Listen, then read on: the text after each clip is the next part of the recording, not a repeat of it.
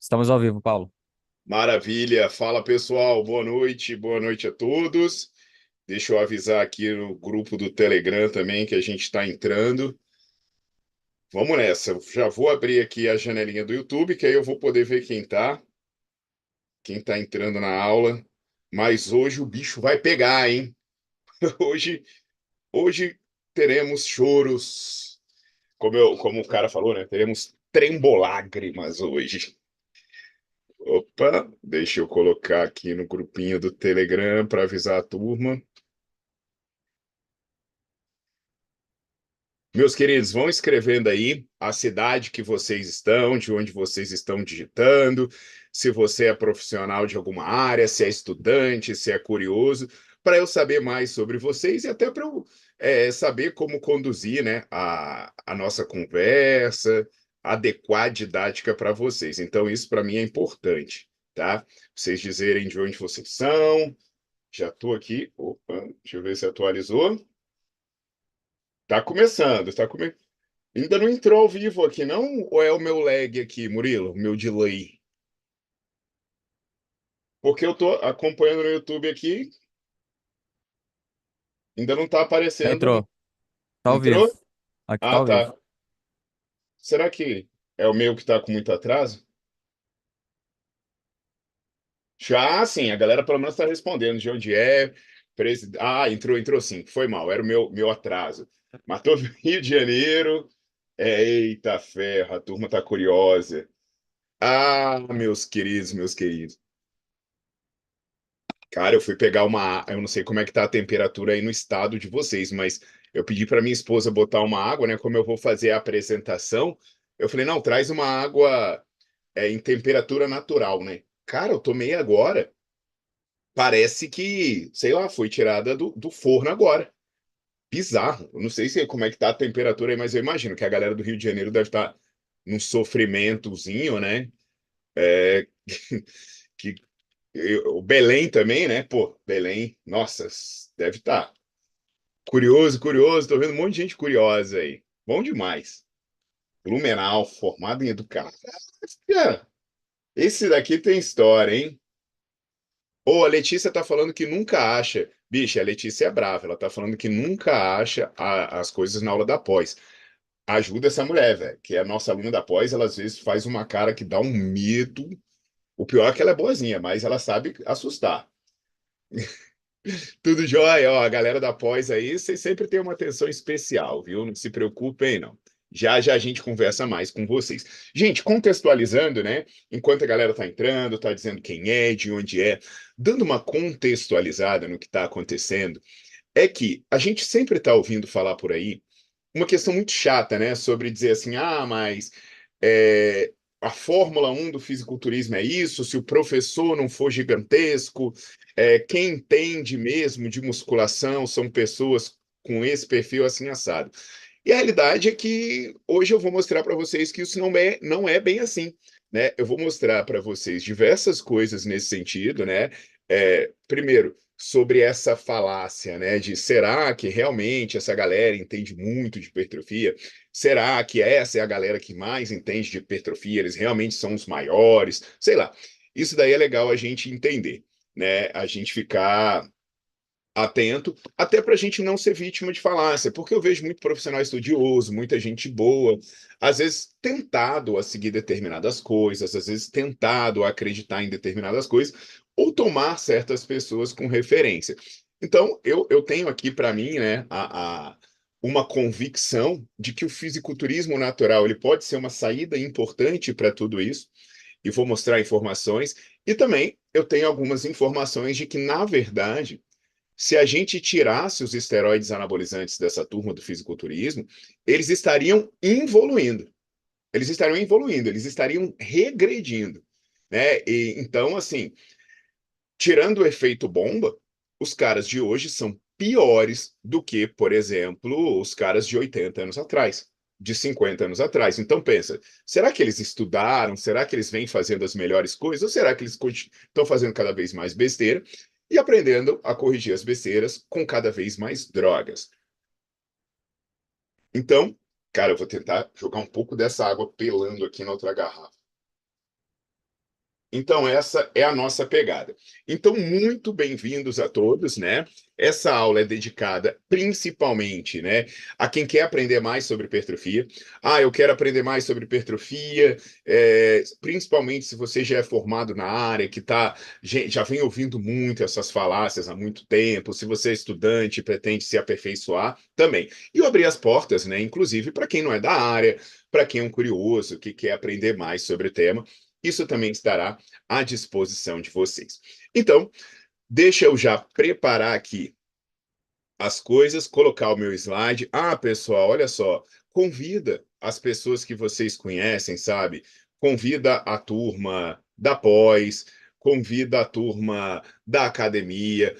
Murilo, me autoriza a compartilhar a tela, por favor? Convida o pessoal da academia, sabe?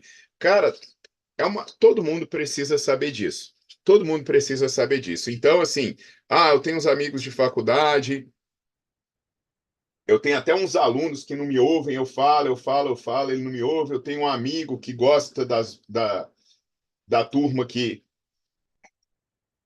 mais engana do que qualquer outra coisa. Cara, quanto mais pessoas a gente trouxer para o lado bom, mais almas a gente salva e mais a nossa área vai crescer. Beleza? Olha aí a turma do Nerdflix deixando. Turma da pós também pode deixar o. E vamos lembrar o seguinte, gente: ao longo da aula de hoje, eu vou dar algumas informações, e são informações que podem gerar algum tipo de. Murilo, tem que disponibilizar o compartilhamento de tela para mim, por favor. Vou mandar aqui no WhatsApp. Feito. Ah, feito. Ah, tá. Eu vou botar informações que podem ser um pouco chocantes, informações que vão ser um pouco mais contundentes. E aí, essas informações vão provocar reflexões que eu acho que merecem ser pontuadas, né? E se em algum momento eu trouxer aqui uma reflexão dessas que merece ser pontuada, por favor, eu quero que vocês botem um cérebro, tá? Escreve um cérebrozinho aí coloca um cérebrozinho aí no chat. Sabe aquele símbolo do cérebro bonitinho, rosinha? Faz esse favor, já coloca esse símbolo aí para eu ver se vocês já acharam um botão certinho.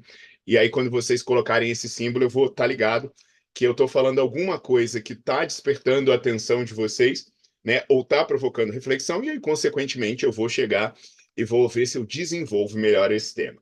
Pode ser que a gente não consiga esgotar o tema de hoje nessa aula, né? Por quê? Pode ser, valeu, Yuri.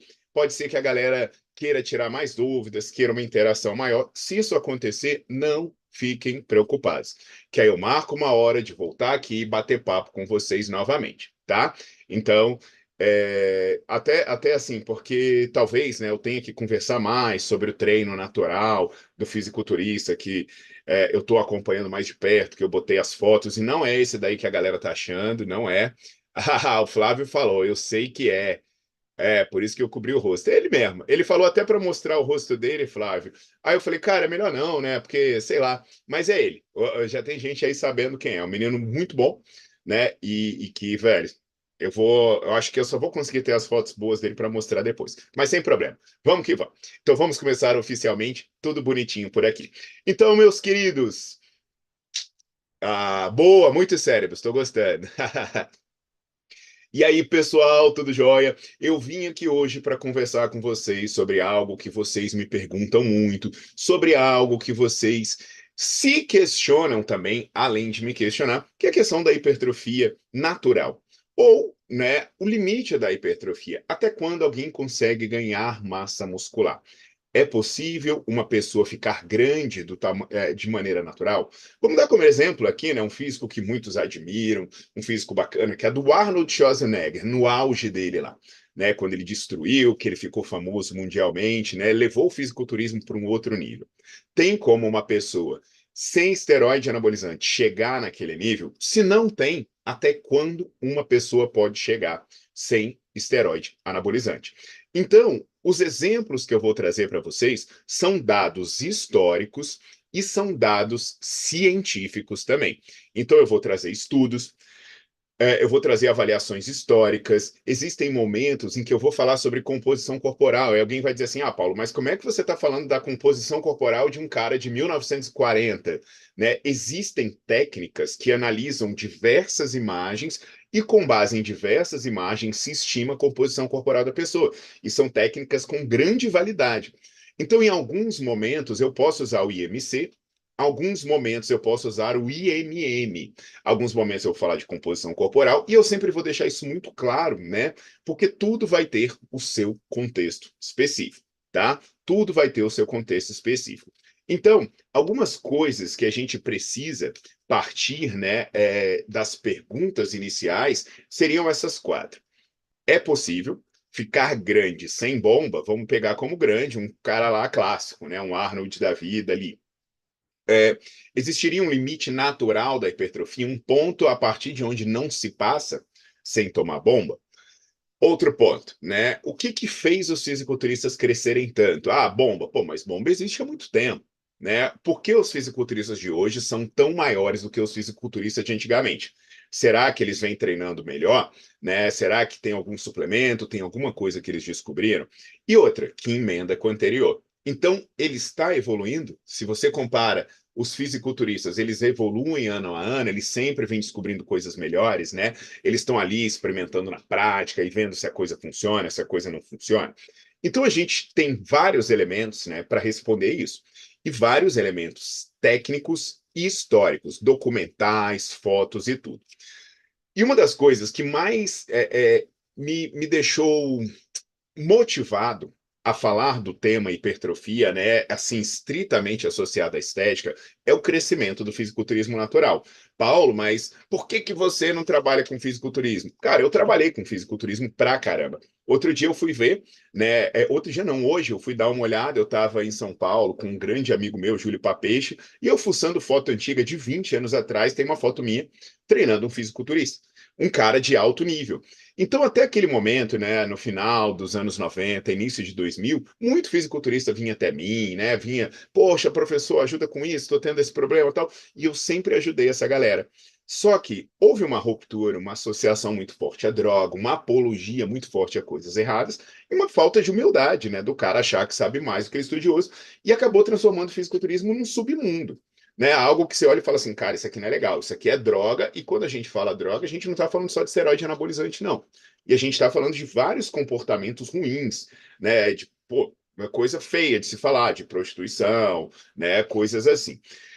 Então, com o advento do fisiculturismo natural, a coisa começou a ficar mais bacana, que voltou a ter aquele desafio, voltou a ter aquela história de, pô, vamos aplicar as coisas legais, que o conhecimento talvez volte a fazer diferença, né, dentro de uma boa genética.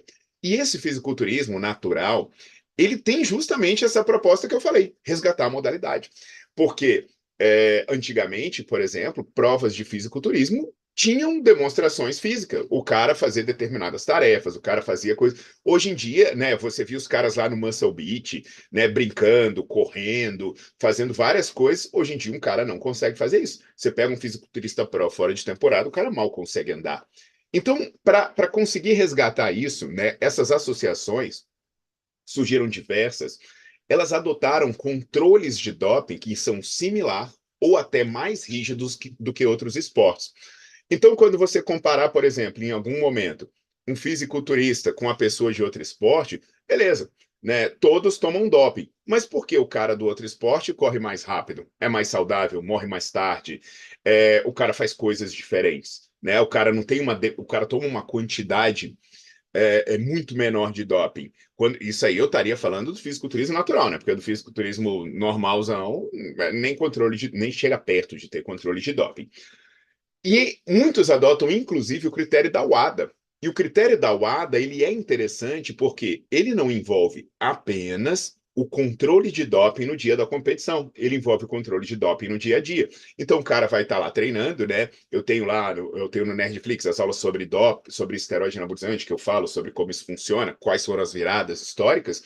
Você está treinando na sua academia, vai chegar um cara para te examinar de surpresa, né? Tem exame de sangue, que não é feito em muitas associações, tem polígrafo, isso é sinistro, detector de mentira.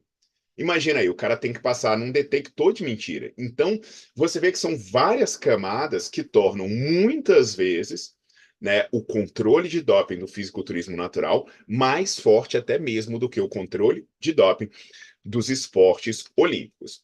E aí, né, como eu falei que é um dado histórico, eu preciso que vocês entendam qual é a história dos esteroides anabolizantes. Então, no começo do século passado, final, né, do século XIX, ali, começo do século XX, começou a se entender a testosterona, começou a se entender a sua molécula, a sua função, a sua falta, o seu excesso, e começou a se ver que ela teria um potencial terapêutico. E pouco depois, nos anos 30, né, surgiu a primeira tentativa de um fármaco para melhorar os efeitos da testosterona. Por que melhorar? Porque a testosterona é liberada pelo seu testículo, ela cai no sangue, ela tem poucos minutos de duração. Então, ela tem que ser constantemente renovada. Então, se você fosse dar uma droga igualzinha à testosterona, você teria que ficar dando ela com uma frequência muito grande, né? Tendo várias dificuldades de controlar a sua farmacocinética. Aí, esses ésteres de testosterona, esses esteroides, começaram a surgir. E o primeiro deles foi o cipionato, que você vai ver no Deposteron, né, que é um andrógeno fortíssimo, que tem uma vida média ainda meio curta aí, né, de 8 dias. Normalmente ele vem em umas injeções de 250 miligramas, com uma meia-vida de 8 dias. Pô, um homem produz 50 por semana, é lapada. Começou a surgir demorou um tempo para a galera voltar a engrenar na testosterona e você vai ver. A partir da década de 50 é que surgiram os esteroides mais populares, como o enantato, que é um dos componentes da Durateston, né, que está lá no Testex, que ele já tem uma duração muito mais longa. A metandrostenolona, que é o Dianabol, que segundo conta, né, uma vez foram entrevistar o Arnold Schwarzenegger e falar qual era o segredo do seu sucesso, e ele falou Dianabol. É o café da manhã dos campeões, que facilitou as coisas por ser um comprimido. A Decadurabolin, que é outra substância muito comum que surgiu ali na década de 60. Esses três aí que eu falei, né, são os três esteroides mais usados do mundo, né? Quando você vai avaliar o uso de esteroides, 70% das pessoas usam esses três esteroides aí. Então, são esteroides muito populares. Então, hoje, se você vê uma pessoa tomando esteroide anabolizante, ela vai estar tomando um desses carinhas aí que surgiram até a década de 60. Mas veio outras coisas muito populares na década de 60, como a Primobolan, né, que é a metenolona, veio o Instrol, que já foi mais popular, hoje está um pouquinho baixa, e na década de 60 também veio muito popular, que é a oxandrolona, né? Na década de 60 também veio um que era muito popular, um comprimido muito forte, que é a oximetalona, o hemogenin, que ele era conhecido porque na bula dele tinha morte. Então, por que está negritado esses carinhas? Porque esses carinhas em negrito, eles mostram que a grande massa dos esteroides que são populares até hoje, eles são da década de 50 e 60. Então, entre o medicamento ser desenvolvido, ser comercializado e ser amplamente usado, leva tempo, porque ele é lançado em pequena quantidade, a um custo muito alto, com dificuldade de obtenção. Então, isso quer dizer que o esteroide anabolizante, os populares mesmo, eles só estavam disponíveis aí na década de 60 e 70, tá? Então, antes da década de 60, as pessoas não tinham bomba para tomar. Então, se você dizer, como é que você me garante que um cara da década de 40 não tomava bomba? Porque não tinha bomba para ele tomar. A não ser que ele tivesse uma máquina do tempo. Acabou, ponto final. O esteroide anabolizante mais novo e que também é popular é o acetato de trembolona, que já é um carinha da década de 80. Então, se você pega pessoas que participaram do fisiculturismo, né, ou que treinaram antes da década de 60 ali, dificilmente essas pessoas tomavam bomba, porque elas não encontrariam. E simples assim, tá? Então, assim, quando que a coisa começou a crescer? Na década de 50, quando teve os rumores dos soviéticos, porque até então era a União Soviética, né? Hoje é a Rússia, mas a União Soviética envolvia um bloco muito maior de países, e o boom veio na década de 60 e 70, né, que veio o crescimento do uso, inclusive pelas mulheres. Aí veio os programas governamentais de doping, veio a galera do levantamento de peso, tanto, né, que fizeram um controle de doping no México, cara, e aí eram jogos da testosterona. Final da década de 60 ali, o negócio era terror e pânico. Tava todo mundo usando. Tanto que ele só foi entrar na lista de substância proibida na década de 70, nas Olimpíadas de 76. Até então, o pau quebrava. Então você veja que a grande popularidade dos esteroides anabolizantes e a acessibilidade, ela veio na década de 60 e 70. Tá? Se quiser pegar um caderninho para ir anotando essas coisas que eu estou falando, isso é importante. Tá, e qual foi a outra droga? As outras drogas foram os peptídeos. Ah, Paulo, então peptídeos, o que que você quer dizer por peptídeos? Eu quero dizer hormônio do crescimento e insulina. E por que eu falo peptídeo? Porque são drogas, são hormônios que são proteínas, tá? São combinações de aminoácidos.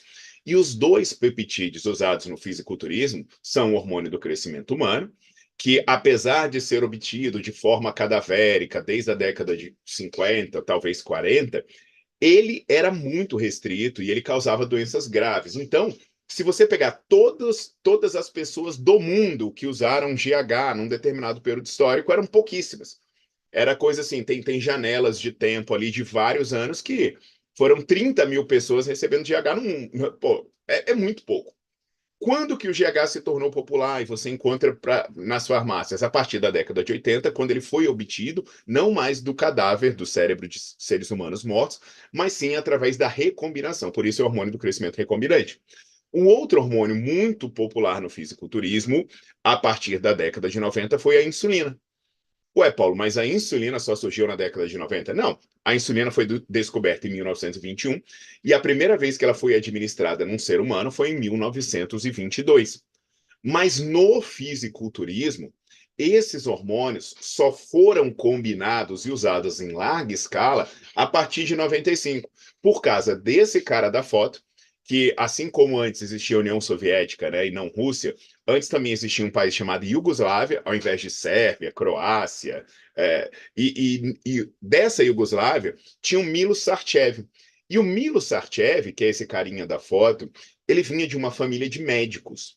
E por ser de uma família de médicos, né, essas pessoas sabiam, ou ele também descobriu, que a insulina era muito anabólica, o que tornaria a insulina potencialmente boa para fisiculturista. Só que qual era o efeito colateral? A insulina também é muito lipogênica. Então a pessoa cresce e ganha muita gordura. E esse problema, né, foi contornado através da combinação da insulina com GH. Então a galera não toma GH para crescer, porque eu tenho a aula lá no Nerdflix falando GH, GH não é anabólico, mas o GH controla o efeito lipogênico da insulina. Então quando a gente fala de peptídeo, é essa junção. Então você vê, né, a história das drogas no fisiculturismo. E essa história das drogas já começa a nos despertar algumas coisas. Por exemplo, lembra do que eu falei? Em que momento os esteroides anabolizantes começaram a se tornar amplamente populares? A partir da década de 60. Então, se eu pego fisiculturistas antes desse período, desde o primeiro Mister América, lá em 38, 39, até o início da era das bombas, né? Você vai ver que o IMC dos fisiculturistas não era muito grande. E aí, gente, deixa eu pegar um negócio para fazer um cálculo, né? Óbvio que eu estou falando só de IMC nesse momento, só de IMC. Vamos pegar aqui eu. Já já eu vou pegar esse quadro que está atrás de mim, já já eu vou começar a usar ele melhor. Mas eu vou só fazer um cálculo aqui para vocês do meu IMC atual. Gente, eu estou falando aqui IMC de competição, então é óbvio que o percentual de gordura dos caras era outro. Já já eu entro para falar sobre isso. Mas eu tenho 1,82 m, né? Então o quadrado de 1,82 m é 3,31. E aí eu tenho, então, eu tenho hoje, né? Bom, eu tenho 90 quilos. Lembra que é o IMC, né? Eu pego o seu peso e divido pela sua altura ao quadrado. Eu tenho IMC de 27,2 hoje, tá? Então você vê, óbvio que eu estou desconsiderando o percentual de gordura nesse momento. Você veria que eram caras bem grandes, né? Pô, IMC 28 eram caras grandes, mas se fosse para eu ter esse IMC, né?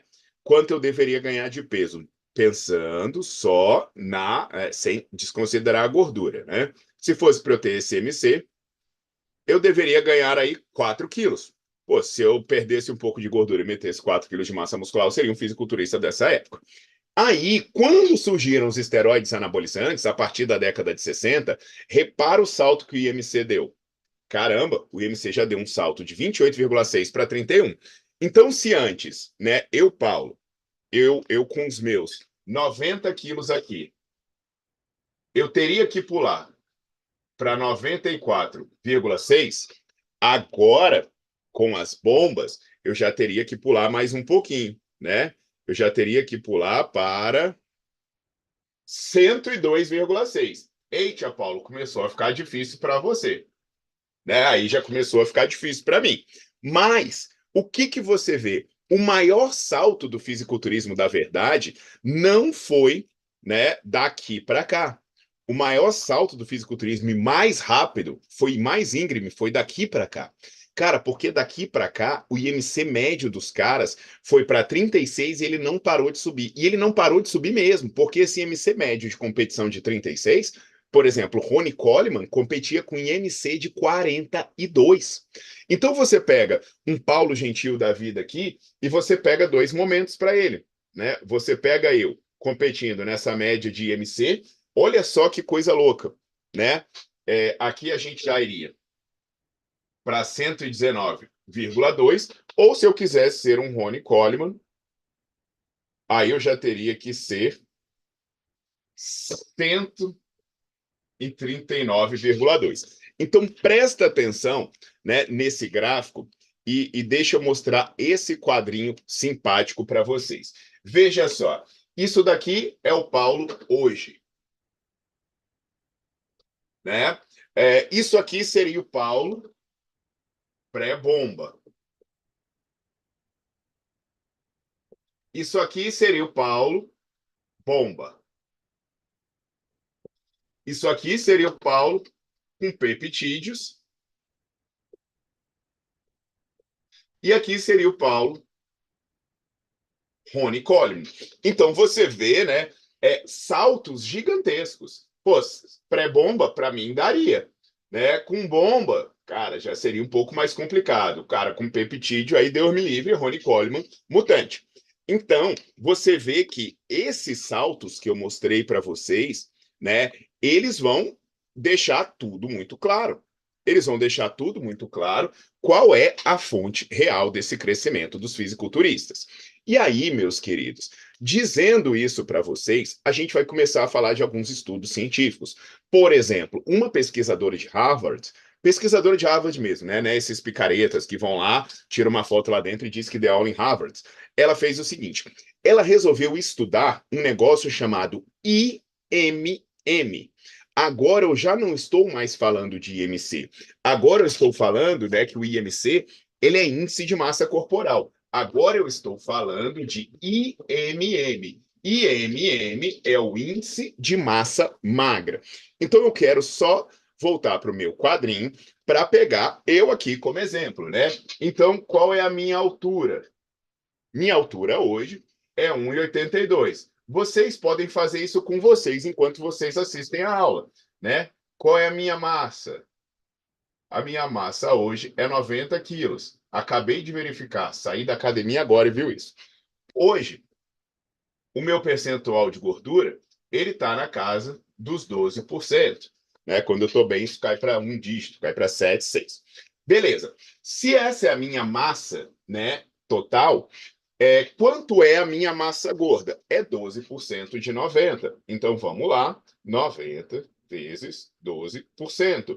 Então, a minha massa gorda, ela vai ser 10,8 quilos. Se a minha massa gorda é 10,8 quilos, a minha massa magra,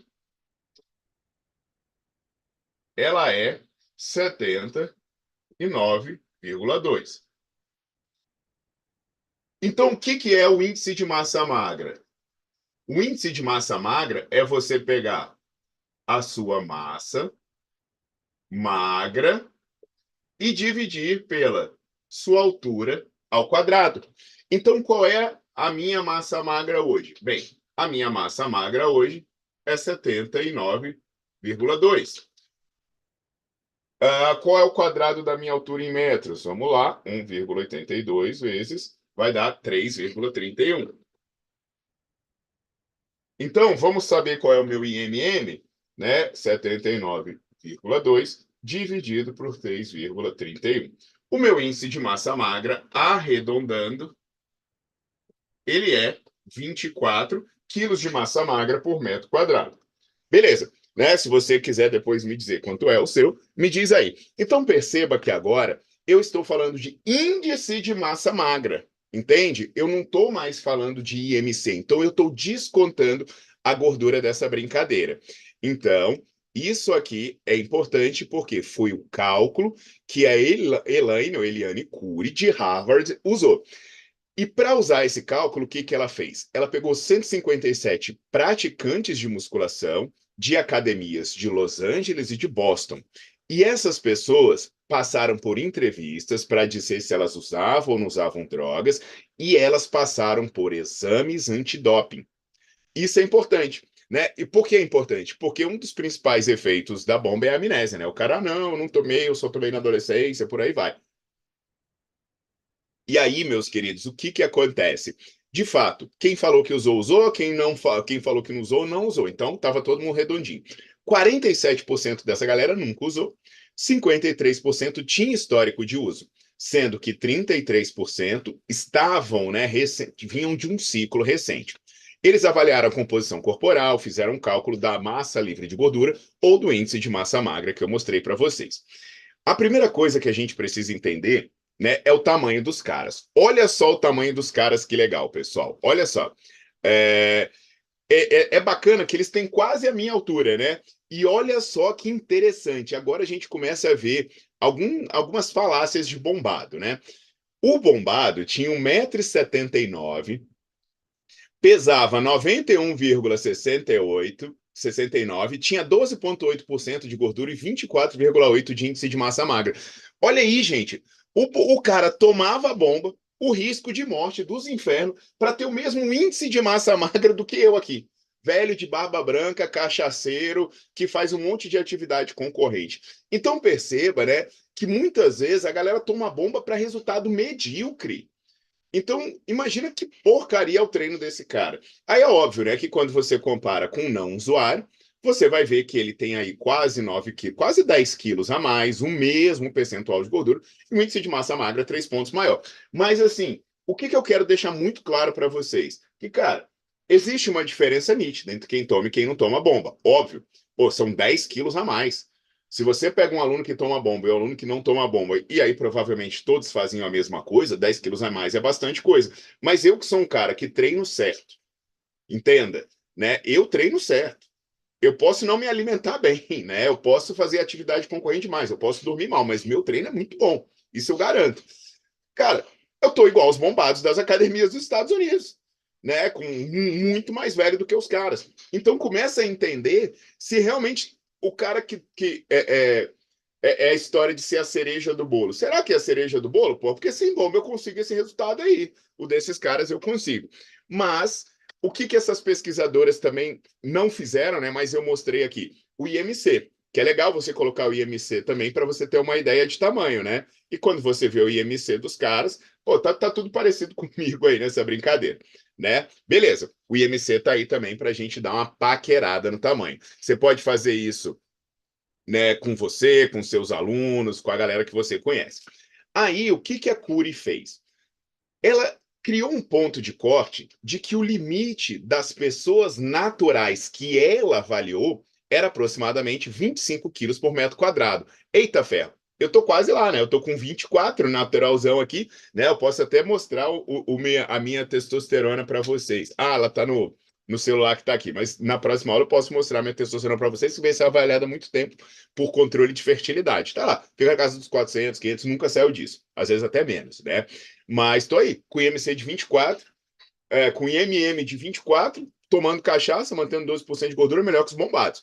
Vamos começar a ver a ignorância desses caras aí. Lembra, né? O cérebro aparece quando a gente tem algum insight ou fala alguma informação que despertou a sua atenção.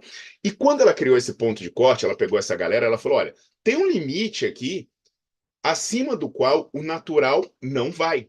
E ela mostrou que esse limite ficava em aproximadamente 25 quilos por metro quadrado.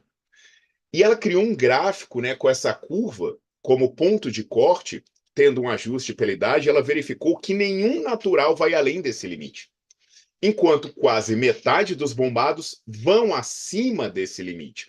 Então, deixa eu mostrar esse gráfico, né, que vai ficar mais simples. Cada triângulo preto é um avaliado que usa esteroide anabolizante. E cada triângulo branco é um avaliado que não usa esteroide anabolizante. Então, percebe só, nenhum triângulo branco está acima dessa linha. Nenhum.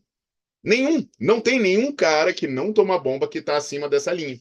Mas, porém, todavia, no entanto, quase metade dos bombados, que são triângulo preto, estão aí acima. Aí ela falou: olha aí, de fato, eu consigo. Lembrando, é um estudo de 95, né?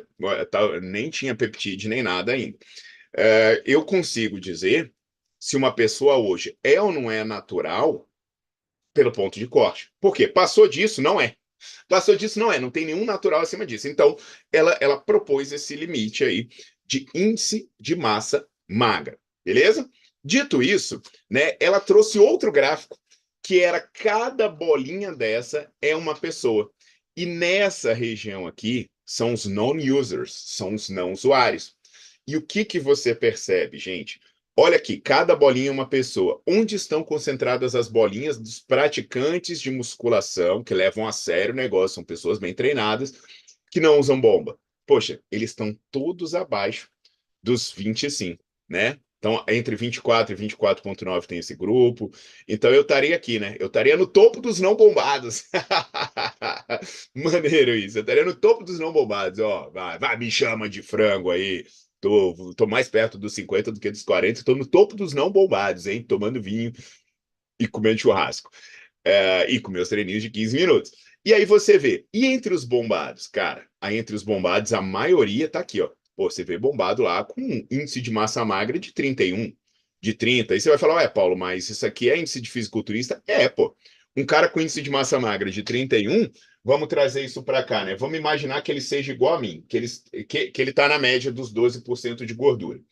Então, vamos pensar assim, né? Deixa eu, para vocês entenderem o tamanho dessa galera. Cara, então, a gente tem assim, o índice de massa magra dele é igual a massa magra dividido pela altura ao quadrado. Então, o que é o índice de massa magra desse cara? Né? Ele está com 31. Então, a massa magra dele é X. Vamos imaginar que ele é um cara da minha altura, de 1,80 m, dá 3,31. Então, X, que vai ser a massa magra desse maluco, tá? Vamos lá, 31. Eu acho isso muito doido, esses cálculos. 3,31. Esse cara vai ter de massa magra, 102,6 quilos. Cara, massa magra dele é 102,6. Só que o que que a gente sabe? Né? O percentual de gordura desse cara é 12%. Então, qual seria a massa gorda dele? Então, a massa magra dele, né? Vamos lá.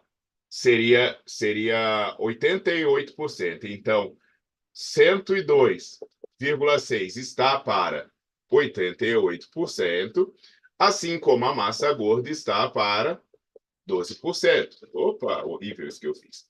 Então, eu vou ter aqui x é igual a 12. Vamos lá. Opa, 12 vezes 102,6 dividido por 88. Ele vai ter aí aproximadamente 14 quilos de gordura. Se ele vai ter aproximadamente 14 quilos de gordura, olha quem é esse maluco. Esse cara tem 6. É um cara de 116 quilos e 1,80 m. Porra, é um cara grande pra caceta. Isso aí só existe entre os caras que tomam bomba, né? Um cara natural não chegou nem perto disso. Pô, o cara é natural, velho, coitado. Ele ficou lá embaixo, ficou parecido comigo, né? Pesando seus 90 e poucos quilos. Beleza. Então, o que que essa pesquisadora ela fez? Ela falou: não, deixa eu ver se eu tô certa. Como eu vou saber se eu tô certa? Eu tenho que comparar esses caras, né, naturais com os fisiculturistas naturais. E como eu vou saber se o cara era fisiculturista natural de verdade? É um cara que não tinha nem bomba para tomar na época dele. Então, esse cara que não tinha nem bomba para tomar na época dele, né, era o fisiculturista de 1939 até 1959. E você sabe o que ela descobriu? Que, na média, os fisiculturistas tinham um índice de massa magra de 25,4. Então, o índice de massa magra desses caras era 25,4, né? Dos primeiros Mister Américas que nem podiam tomar bomba. Aí, né, esse vídeo circulou muito nas redes sociais, né? Esse vídeo de como era o campeonato de fisiculturismo das antigas, né? Deixa eu ver. Aí ele mostra aqui. Ah, como é que eu faço para sair disso aqui? Ah, aqui. Ó, aí você olha esse campeonato de fisiculturismo, né? Antes do uso de esteroide. Aí você fala, pô, são pessoas normais, são, pô. São pessoas normais. Você vê que não é gente tão forte assim.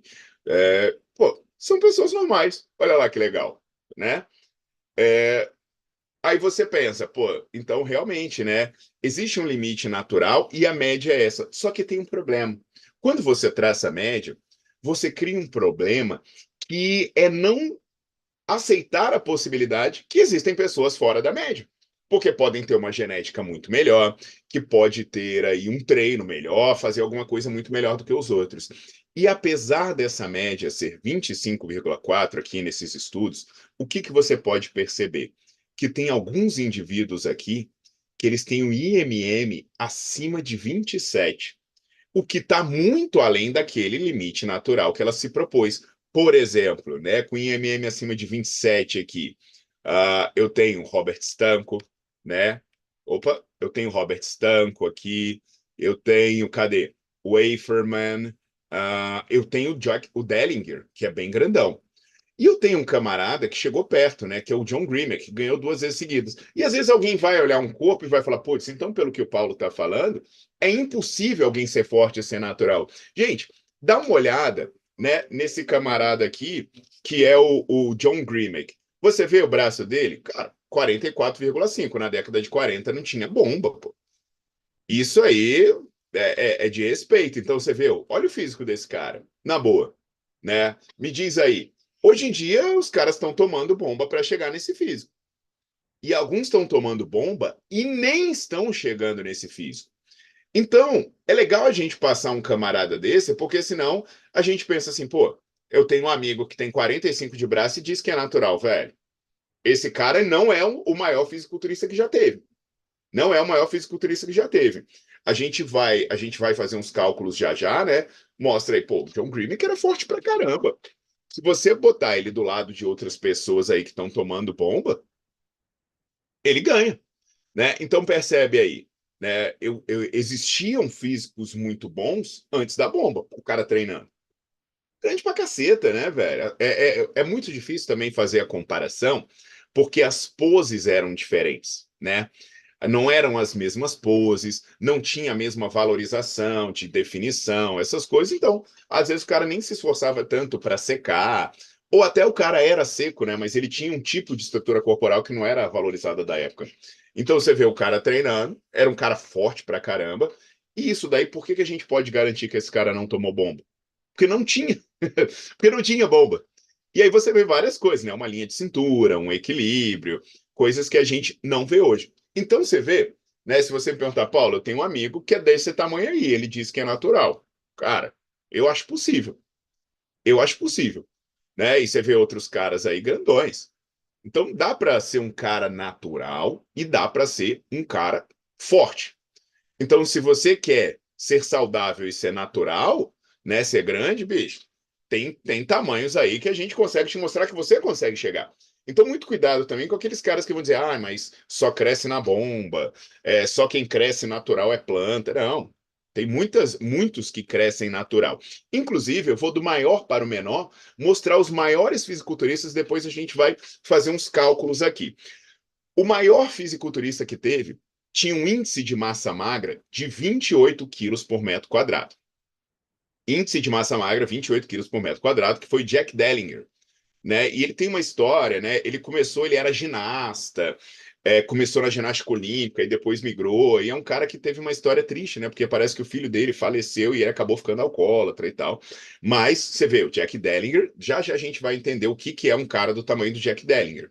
De 28 quilos por metro quadrado de índice de massa magra, descontando a gordura dele, né? A gente tem também o George Aferman, que tem aí 27,7 quilogramas por metro quadrado, e o Aferman, se eu não me engano, ele era da Marinha, o cara ia dar palestra nas escolas sobre vida saudável. Hoje, tudo que eu não quero na minha vida é um adolescente pegando dica de fisiculturista, mas esse cara não.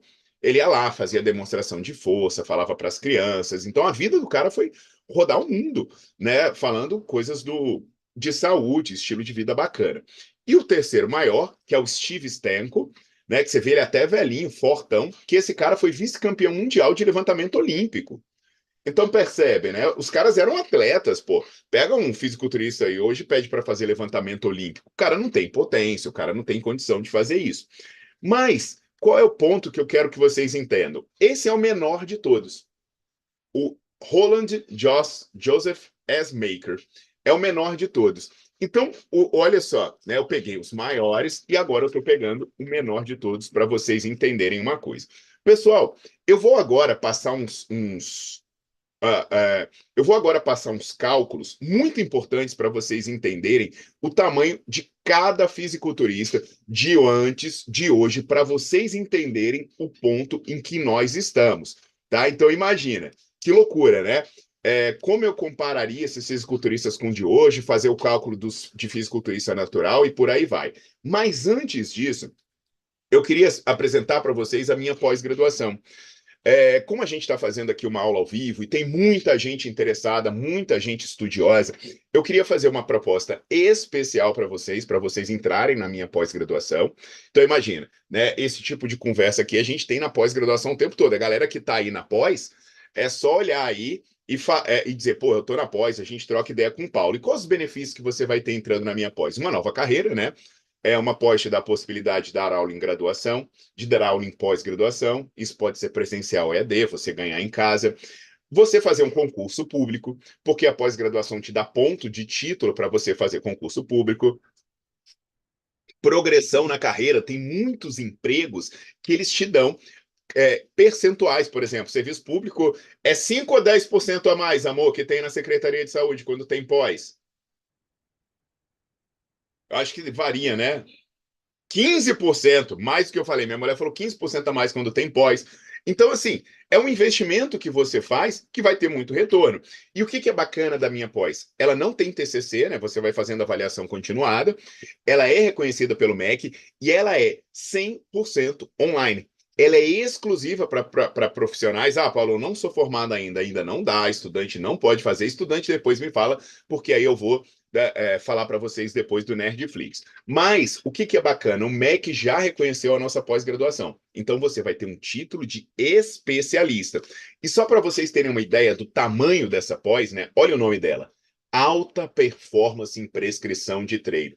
Então, hoje a gente está vendo sobre fisiculturismo natural e como crescer sendo natural, e vocês vão entender que os caras estão piorando. Se você tirar a bomba, os caras serão menores do que eram antigamente os fisiculturistas, né? Então, hoje a galera apela para droga porque é ignorante. Então, a gente vai tornar você especialista em prescrição de treino. Tá? Então são 480 horas. Ela é totalmente presencial, mas todo mês a gente se encontra. A gente se encontra para tirar dúvida, para bater papo. E olha os módulos, que legal. Né? Paulo, quando começa? Você entra e você já faz agora. Então a gente tem um módulo que vai falar de fisiologia, a gente tem um módulo que vai falar de biomecânica, um módulo que vai falar de avaliação da capacidade cardiorrespiratória e composição corporal, porque de repente vocês estão perguntando aí de percentual de gordura, como é que calcula. E aí vem, olha aqui, agora é tudo comigo. Paulo Gentil, fisiologia do emagrecimento, fisiologia da hipertrofia, eu vou falar sobre todos os hormônios, dos hormônios femininos, masculino, vou falar de GH, vou falar de insulina, vou falar de como o treino interage. Velho, ninguém nunca ensinou isso para você na sua vida. Vou falar de treino aeróbio intervalado, vou falar de resistido, seleção de exercício e, óbvio, você vai ser um profissional de ponta, você vai ser um grande profissional, você tem que aprender a se vender. É onde a gente entra com marca pessoal, você como ativo da sua carreira, empreendedorismo e gestão da sua carreira. Então é só mestre e doutor, né? Reconhecida, certificado pelo Anhanguera, e a questão é, quanto custa fazer uma pós-graduação com um dos maiores do mundo na área? Então, essa pós-graduação, né, que é, olha o nome, esse nome é lindo, né? Alta performance em prescrição de treinos. Além de tudo isso, ela ainda te dá acesso ao acervo completo da biblioteca virtual da Anhanguera. Então são mais de 10 mil títulos. Nossa, Paulo, eu precisava de um livro de fisiologia, mas é caro. Cara, você vai ter acesso a ele gratuitamente. Ah, eu precisava de um livro de anatomia para tirar dúvida. Tudo isso. Só isso aí, você já é o investimento que tem retorno. Então a gente vai abrir uma condição especial que todos vocês que se inscreverem hoje até às 11h59 vão ganhar de bônus o acesso a um curso Personal Pro, que é um curso longo, que é um curso que custa aí uns 500, entre 500 a 1.000 reais, e vocês vão ganhar de graça. Ah, Paulo, só hoje. Então daqui a pouco eu vou dar a condição, vou botar o link aí, então já pega o seu cartão de crédito, já se organiza na carteira, na cadeira que você vai ganhar isso aí. Então, olha só, gente, é uma promoção bem sinistra. Essa pós-graduação está saindo por apenas 1.997. Se você quiser pagar à vista, passa o seu cartão de crédito, né? Você paga à vista, Pix, boleto, é 1.997. Paulo, quantas prestações? Não é prestação. É uma vez e você tem aí a pós inteira. Nossa, Paulo, mas eu prefiro dividir. Você pode parcelar isso em 12 vezes. Pega o seu cartão de crédito e parcela. Se você quiser parcelar no boleto, né, ou passar no cartão de crédito sem comprometer o seu limite, você pode fazer 14 prestações de R$ 199,70. Então, eu já deixei o link aí, as inscrições estão abertas, tá? Você pode clicar no link e ver a opção 1 ou a opção 2. Paulo, eu quero pagar tudo à vista. Opção 1. Paulo, eu tenho um limite no cartão, eu vou passar 12 vezes. Opção 1. Você abre o link e lá você seleciona as suas opções. Paulo, eu quero parcelar, né, sem comprometer o limite do meu cartão. Gente, na boa, R$ 199 por mês. Poxa, isso dá o quê? R$ 3 por dia? Se você ganhar um aluno que você conquista, quando você mostrar para ele que você pode fazer ele ficar grande e natural, um aluno, você pagou a pós inteira. Você tem noção do quanto é isso? Pô, sinistro, né? E aí, gente, vamos dar uma olhada nisso, né? O natural não pode ser grande, o natural pode ser grande. Cara, com conhecimento você vai ver que o cara chega longe. Então presta atenção, o link está aí, clica no link, vai se inscrevendo na pós e olha que a gente tem muita coisa bacana para falar e essas coisas bacanas que eu tenho para falar vão assustar vocês. Mas o que que a gente vai fazer aqui ao vivo e a cores, tá? Coisa de nerd. O que que nerd faz? Nerd adora fazer conta. Então eu quero trazer para vocês algumas realidades para reflexão. Gente, se tiver qualquer dúvida sobre a pós-graduação, é só perguntar aí no chat que a minha equipe vai ajudar vocês, tá? Deixa eu compartilhar com vocês essa tela. Cadê eu aqui? Aqui. Deixa eu compartilhar com vocês essa tela dos gráficozinhos que eu vou criar. Nesse momento, o que que acontece? A gente vai estimar algumas coisas. Então, vocês estão vendo que eu fiz essa primeira aqui, ó, partindo do ponto que eu conheço o índice de massa magra da pessoa, eu conheço a altura, eu conheço o percentual de gordura. Aqui, eu parto do pressuposto que eu conheço o IMC da pessoa, a altura, o percentual de gordura. Aqui eu parto do pressuposto que eu conheço a altura, a massa e o percentual de gordura. Então, eu posso colocar vários casos, né? Eu falei aqui o meu, 1,80 m, opa, o meu peso, 90, 1,82 m, e eu sei o meu percentual de gordura, né? Então, assim, eu posso me colocar nessa brincadeira aqui, ó. Paulo, 1,82 m, 90 quilos, com 12% de gordura. Então, o que que você tem aqui? Ah, Paulo, você tem um IMC de 27. Pô, Paulo, você está quase do tamanho de um fisiculturista em termos de músculo. Sim, é só dar uma secadinha. É só dar uma secadinha, né? Vamos pegar os que eu peguei. Se pode ou não pode um cara ser grande antes da bomba. Eu tenho aqui, né? Vamos supor, alguns. Vamos imaginar que com a minha altura, né, atual, 1,80 m, eu fosse do tamanho do menor fisiculturista que tem. Eu vou colocando aqui do lado. É o S-Maker. O que que eu sei do S-Maker? Eu só sei o índice de massa dele. Ah, e esses caras competiam com aproximadamente 6% de gordura. Beleza. Então vamos imaginar que eu quisesse competir no shape do menor fisiculturista que já ganhou o Mister América antes da bomba. Então, com a minha altura de 1,82 m, deixa eu corrigir isso, 1,82 m, e com 6% de gordura. Poxa, eu poderia ser um fisiculturista. Olha aí. Por quê? Se eu perdesse aqui, né, 10 quilos, que eu tenho hoje 90, perdesse tudo de gordura, eu estava bem. Eu poderia ser um fisiculturista. Olha que legal. Mas esse é o menor de todos.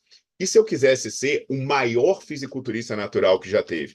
Que foi o Dellinger, que foi antes dessa era. Porra, aí o maluco já tinha um IMC de 30. Caraca, um IMC de 30. Quer dizer, dá para um cara ser de respeito, natural, né? Vamos pegar o Dellinger, que é o maior, vamos escrevendo aqui. Era aqui 28 de MM e 6. Vamos pegar agora, né? Isso aqui é da geração sem esteroide. A média desses caras da geração sem esteroide era 25,4 de índice de massa magra, né? Com percentual de gordura de 6. Então, repara, pessoal, com 89 quilos, se eu só perdesse um pouquinho de gordura, velho, olha que legal. Olha que legal isso aqui. Olha que bacana. Então, veja, gente, você pode calcular isso, conversar com seus alunos, usar esse tipo de cálculo, que vai ser divertido.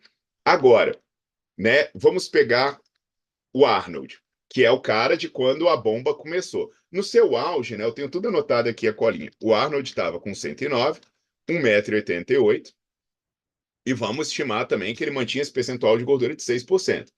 Então, como eu sei a altura do Arnold, eu meto 1,88 m aqui, né? Aí, o peso dele, 109. E vamos estimar ele num percentual de gordura de 6%. Cara, aí você vê, né? Qual era o IMM do Arnold, então, competindo? O IMC dele era 30,84, com IMM de 28,99. Eu vou fazer o seguinte, eu vou pegar todos esses caras aqui como se fosse eu, né? Então, aqui, ó, ele teria 89,51. Se eu tivesse a minha altura, né, um fisiculturista médio dessa época, é, opa, o IMC dele seria 27,02. Se eu pegasse o Dellinger, vamos jogar o Dellinger aqui com 28 de IMC, aí ele teria 98,67 de peso, com IMC de 29,79, tá? E aí o S-Maker, o S-Maker, que tinha 22,6. Eu vou mostrar um negócio para vocês que talvez assuste, tá? Já já eu chego lá. Mas antes eu quero deixar isso anotado, porque a gente vai retomar isso várias vezes, várias vezes. Então, o IMC dele era 24,04. A gente vai pegar o Paulo, gordinho, também. Pô, me usar como exemplo, né? Caramba, eu botei o com 90 quilos. Não, Paulo Gordinho tem que entrar aqui. 1,82 com 90 quilos e 12% de gordura. Então, eu entro aqui com IMC de 27,17 e o índice de massa magra de 23,91. Gente, eu quero destacar um negócio aqui para vocês. O Arnold, que é o grande cara que veio na geração das bombas. Olha isso aqui. Esse é o Arnold, é o grande cara que veio na geração das bombas. Qual é o índice de massa magra dele? 28. Bicho, compara ele com Dellinger, que é um cara que competiu 40 anos antes do Arnold e não existia bomba na época dele. Na boa, você acha que o Arnold trouxe de fato alguma grande evolução para o fisiculturismo? Cara, você pode amar o Arnold. Eu não estou questionando o fato de você amar o Arnold, Mas o Arnold, tomando bomba, ele não era muito melhor do que o Dellinger foi 40 anos atrás, treinando de uma maneira muito mais simples, sem suplemento proteico, né? Sem nenhuma frescura dessas. Então, por exemplo, se o Dellinger tivesse a altura do Arnold, né, que é 1,88 m, vamos imaginar aqui um Dellinger mais alto, que ele parecia ser baixinho nas fotos.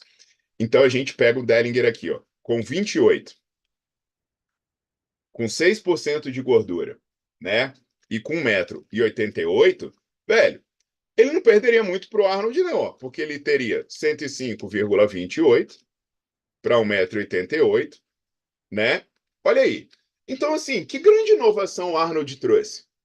Que grande inovação o Arnold trouxe? Pô, como assim? Né? Vamos lá. Vamos aí. Será que, pô, mesmo com esteroide, velho, mesmo com esteroide não estava dando? Aí vamos lá. Deixa eu mostrar para vocês aqui agora o Coleman. Agora isso assusta. Competindo e o Coleman off. Velho, é, uma altura aí, vamos colocar 1,80 m, que é a altura que a maior parte das pessoas diz que ele tinha, né?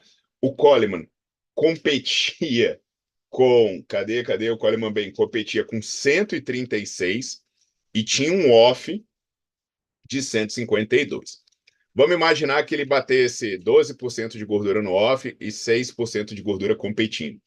Velho, olha o que é o Coleman. O que foi o Coleman, né? Com 136 e 6% de gordura. Velho, olha que coisa absurda. 136, então aqui o IMC do cara ia ser 42 e o índice de massa magra do cara, 39,46.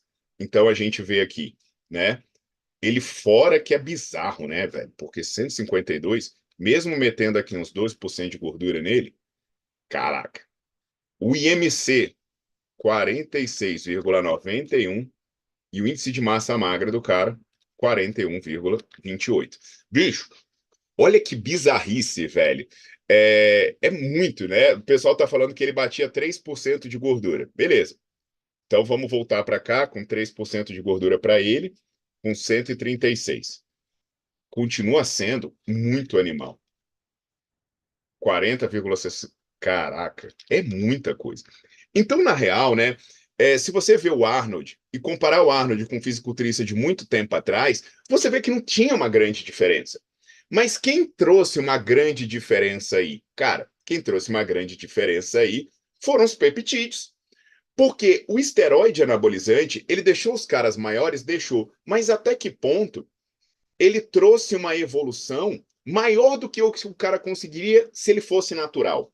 Entende? Depois eu volto para uma próxima aula e paquero mais esses dados e faço mais essas contas com vocês, tá? Mas até a gente vai fazer uma outra aula só para vocês trazerem mais informações, né? Fazerem mais perguntas, falar, Paulo, analisa esse caso, analisa esse fisiculturista, porque eu acho que a gente cresce muito aí fazendo essa brincadeira, né? Trazendo essa diversidade. Então, o que eu quero que vocês entendam, né, mostrando esse tipo de gráfico, esse tipo de informação, é a questão do limite natural da hipertrofia. É a questão de até onde a gente conseguiria chegar, né? Porque assim, você chega e olha, né, essas comparações dos fisiculturistas antigos com os fisiculturistas da década de 80 e 90. Veja, já não é mais a era Arnold.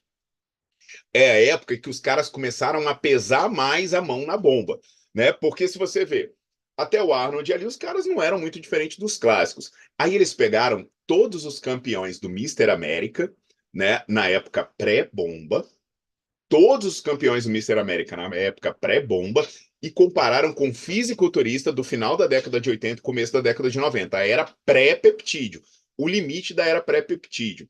O que você vai verificar? Né, que você pega todos os antigos eram campeões, e entre esses caras aí, eles alguns nem eram top 10. Olha só que coisa maluca, pessoal. Quando você compara isso aqui, que são os vencedores do Mister América, com os fisiculturistas bombados bombados do final da década de 80, começo da década de 90, bicho, a diferença é muito grande. Então, até o Arnold poderia ter um problema nesse ponto aqui. Então, olha só que maluquice. O que que acontece? Todos aqueles limites do natural, cara, foram limites que a gente viu ser estraçalhado muito rápido. À medida que a galera começou a pesar a mão na bomba, a galera começou a crescer de maneira que a gente não sabia, que nunca tinha visto antes. E aí, lembrando, o que que aconteceu que eu expliquei para vocês, eu retorno de novo. O que que aconteceu aqui? Década de 50 e 60, os esteroides mais populares. E aí, no final da década de 80, quem apareceu aqui, que já estava também, a trembolona. Então, essa galera começou a usar doses cada vez maiores. Agora, eles ainda não tinham chegado a virar aqueles monstros. Por que não? Porque ainda não tinha aparecido o peptídeo. Então, se você observar e você me perguntar assim, Paulo, o fisiculturismo vem evoluindo? Gente, pega aqueles 30 anos que tinha de evolução. Aqueles 30 anos, perdão, aqueles 20 anos de evolução na época pré-esteroide. Cara, você está vendo uma crescente em 20 anos? Não tem. Existe uma estabilização dos campeões. Uma estabilização dos campeões. Então o fisiculturismo não vinha numa crescente. Não vinha. Não dá para você dizer que todo ano os caras acham coisas melhores. O que que acontece? Só aparece coisa melhor quando aparece uma droga nova. E aí eles começam a usar doses cada vez maiores até que eles saturam aquela droga e vem uma nova. Aí eles começam a usar drogas cada vez maiores. Hoje, um Zé Ruela de academia usa uma quantidade de esteroide que um fisiculturista usava. E qual é o problema? O cara enche o rabo de bomba e ele não pega o índice de massa magra de um cara da década de 30. Vai para a sua academia hoje, olha os seus amiguinhos bombados, os seus colegas bombados e faz o cálculo de índice de massa magra deles. Quantos estarão batendo um Dellinger? Quantos estarão batendo um Grimek com 26,9, 27? Estarão batendo o Stenko com 27,3? Estarão batendo o Waferman, né, com 27,7. Faça essas contas e veja que hoje a bomba transformou as pessoas em preguiçosos. Por quê? O cara, ao invés de estudar para aprender a fazer a coisa certa, o cara toma veneno. E aí ele escora nessa muleta e começa a dizer: Ah, eu tenho um problema hormonal. Ah, minha genética é ruim. Que mané é isso? Eu estou falando meu caso aqui zoando, mas eu sou um cara que passei a adolescência pesando 58 quilos. Eu tenho 1,82 m, eu alcancei 1,80 m na adolescência com 58 quilos. Raquítico, raquítico. E o que que acontece? Pô, hoje está assim. Hoje eu consegui ganhar um peso muito bom. Cara, se eu conseguir meter numa carcaça 32 quilos, caramba, por que que tem gente tomando bomba aí para ficar com índice de massa magra normal? E aí, quais são as reflexões que as pessoas trazem nesse momento? Ah, Paulo, mas teve melhora na dieta, teve melhora no treino. Cara, será que teve? Sinceramente, o que é melhora no treino? É fazer leg de ladinho? É fazer supino para miolo do peito? É fazer coisa pro bico do bíceps? Porra, isso é melhora no treino? Né? Porque eu não vi melhora nenhuma. Treinar intenso e fazer exercício básico, os caras sempre fizeram. Passar 2 horas na academia, os caras sempre passaram. Ah, pode ser porque o fisiculturismo se tornou mais popular, né? E aí, com mais gente praticando, entrou mais gente grande, e aí teve uma filtragem. Gente, poxa, isso é algo a se considerar? É. Mas será que os caras que têm uma boa genética, né? Eles vão num país onde tem os campeões, Estados Unidos. Qual será o esporte que dá mais notoriedade para o cara e dá mais grana para um cara forte? É jogar futebol americano ou é ser fisiculturista?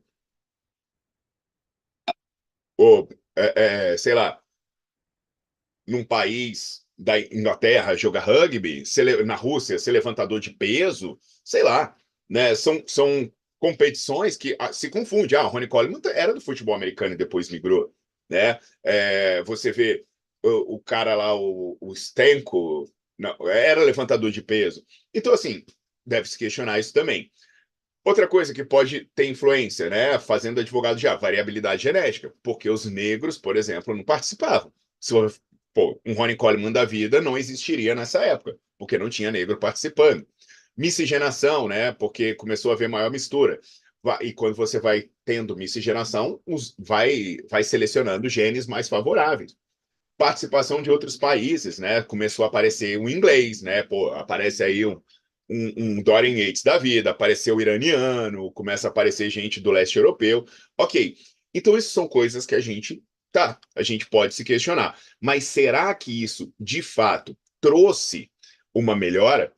E outra, eu tenho dados atuais de fisiculturistas para fazer essa comparação, por exemplo, porque para eu ter certeza que o fisiculturismo ele melhorou, eu teria que pegar um natural de hoje e comparar com o natural de antes. E aí eu conseguiria fazer a correção e as curvas de tendência independente, né, da droga. Uma pessoa natural de hoje, que alguém ainda vai dizer, ah, mas pode violar. E eu vou mais além. E aquela história que eu falei para vocês, do futebol americano, do rugby, do beisebol? Pô, eles usam treinamento de força. Será que esses caras não são maiores do que os fisiculturistas natural? Pô, você vê um jogo de futebol americano, você vê uns caras gigantescos, né? Aí você vai falar, ah, mas lá tem bomba. Então, mas o controle de doping de lá é igual ao controle de doping do fisiculturismo natural. Então, se tem a possibilidade de um sabotar aqui, tem a possibilidade de sabotar ali também, né? Então, assim, hoje ficou longo. Na próxima aula, eu vou trazer todos esses cálculos. E aí, na próxima aula, eu quero vocês vindo aqui e me pedindo, Paulo, eu quero que você faça as contas desse cara. Paulo, eu quero que você faça as minhas contas, tá? Eu quero que você faça as contas para mim. Então, a gente vai se aprofundar nisso. Então, meus queridos, o que você achou desses cálculos? As reflexões que isso trouxe para vocês? Será que realmente o fisiculturismo vem crescendo? Será que o fisiculturismo natural de hoje é melhor do que o fisiculturismo natural de 80 anos? Será que teve uma grande evolução de treino, de alguma coisa nesse sentido? Será que os estudos com fisiculturistas naturais podem nos trazer informações de como melhorar nossas práticas? Então, essas serão as cenas dos próximos capítulos. Fiquem atentos. Meus queridos, e aí, galera? Como é que foi isso? Como é que tá aí? Você acha que os bombados vão se irritar? Porque, bicho, é chocante, né? É chocante. Gente, deixa eu só relembrar para vocês da minha pós-graduação, que já está aí na descrição do vídeo, tá? O link já está aí, o link para você. Vai ser, Léo, vai ter. Então, lembrando, gente, vem fazer a pós comigo. Olha, vai te dar benefício no seu currículo, na sua carreira, no seu concurso. Não tem TCC, né? É online, as aulas ficam disponíveis para você ir assistindo dentro da sua possibilidade. Só pode fazer quem é formado. Quem não é formado, me manda um direct que a gente conversa sobre outras coisas, tá? E aí, olha só, tá reconhecida pelo MEC, né? O currículo é esse, são 12 meses. Paulo, mas se eu não conseguir fazer em 12 meses? Você tem até 24 meses. Mas, cara, a gente fracionou as aulas em pequenos blocos de 30 minutos a 1 hora e meia. Então, todo dia, você não precisa sentar e ver 10 horas de aula. Isso é muito bom. Você senta hoje, vê 1 hora, amanhã 1 hora, papá. Aí você pega isso na sua rotina, lê o material, faz a prova e você passa para o módulo seguinte. Então, é isso aí, né? Olha os módulos como é que são bacanas. Pô, a fisiologia da hipertrofia é comigo, tá?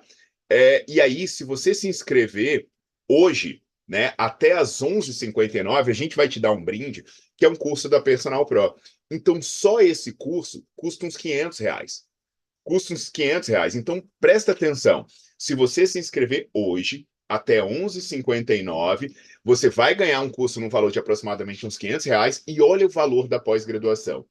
Essa condição eu só faço durante as aulas.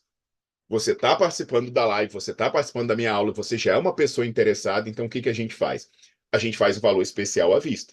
A gente consegue fazer essa pós por 1.997 ou em 12 prestações de R$ 199,70. Caraca, gente. R$ 199 vai dar R$ 3 por dia. O que que você faz com R$ 3? O que que você faz com R$ 3? né? O cara não toma nenhuma bomba. Aí, o que que acontece? Se você não quiser comprometer o limite do seu cartão, você pode fazer esse parcelamento em 14 prestações de R$ 199,70. Tá legal? Então, o link para você se inscrever já está rodando no perfil. E quem for se inscrevendo e quiser me contar, e Paulo, consegui me inscrever aqui, pô, já vai me avisando, porque eu acho muito massa ver a galera entrando em tempo real na pós. Qualquer dúvida, porque está acabando. Ô, meu querido, entregando você faz, mas, Rogério, você pode entrar, né? E aí você vai fazendo na medida do que você vai tendo a disponibilidade de tempo para você ir fazendo os módulos. Então, meus queridos, alguma dúvida sobre a pós? Vocês querem perguntar alguma coisa? Eu posso ajudar vocês de alguma maneira? É só vocês perguntarem aí, que vocês me perguntam que eu vou ajudando. Lembrando, gente, conhecimento é o melhor investimento. Vocês vão ver que, na verdade, né, se você usar o conhecimento certinho, você vai conseguir ter mais resultado do que muito bombado tem por aí. Mas isso, assim, é outra coisa, né, que o cara fala, os caras vão morrer de raiva? Vão.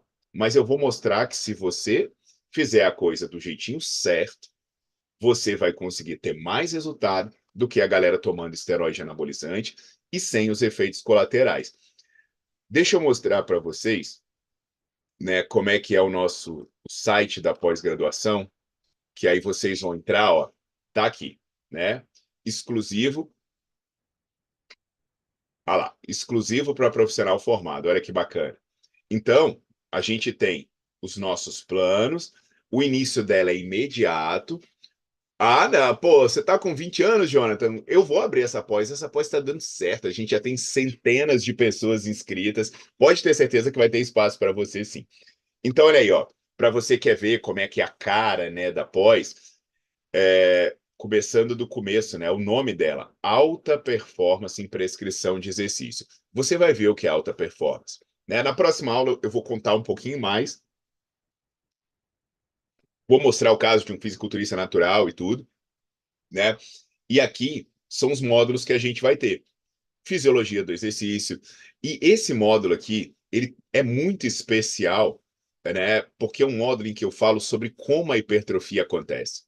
Isso aqui cara, como a hipertrofia acontece. Isso aqui vai desvendar, por exemplo, essa história, o cara que toma bomba é insuperável. Isso é burrice.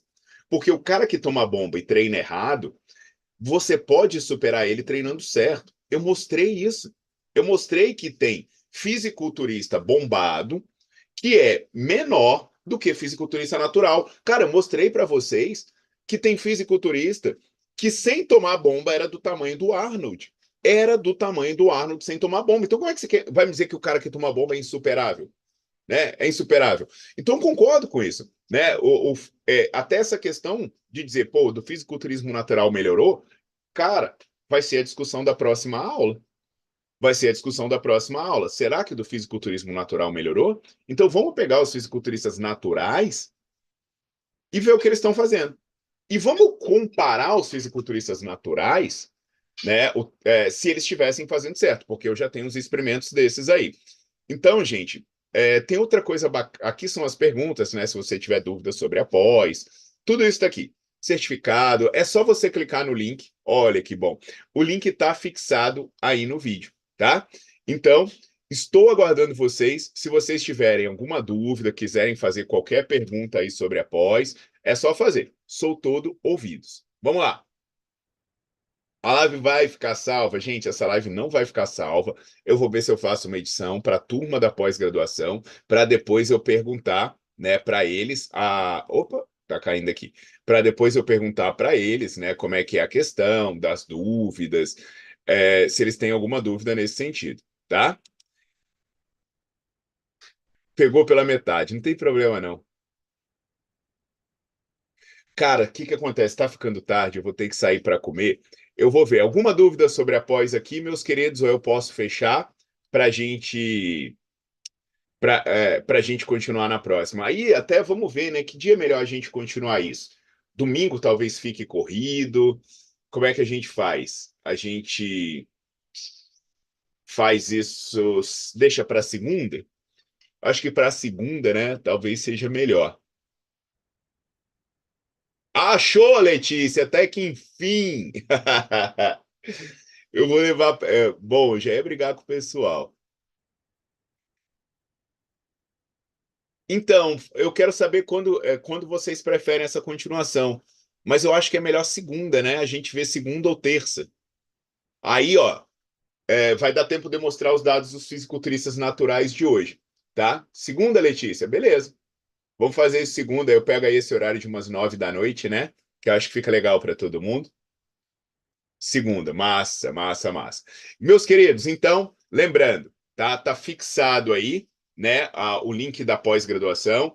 Depois, quem entrar na pós-graduação vai poder assistir essas aulas, tá? Quem entrar na pós-graduação vai assistir essas aulas. Quem não entrar na pós-graduação, infelizmente, não consegue. Então, a gente vai ter a continuação na segunda-feira. Vocês já estão avisados por aqui. Avisa todo mundo que você conhece para ver se a gente consegue trazer mais gente para a luz, né? Porque, Deus me livre, o pessoal está acreditando que realmente só vai conseguir resolver na bomba. Se você parar de usar, perde o que era mais que seu limite natural. Não, a gente deixa esse espaço para tirar a dúvida na próxima aula, pode ser? Ficamos assim, então? Meus queridos, beijo grande, né? Essa aula continua na segunda-feira. Aguardo vocês na pós. E vamos que vamos. Vamos entender como crescer de maneira natural. Segunda-feira a gente se vê para trocar mais ideia e inervar mais um Zé Bombetas por aí. Até segunda.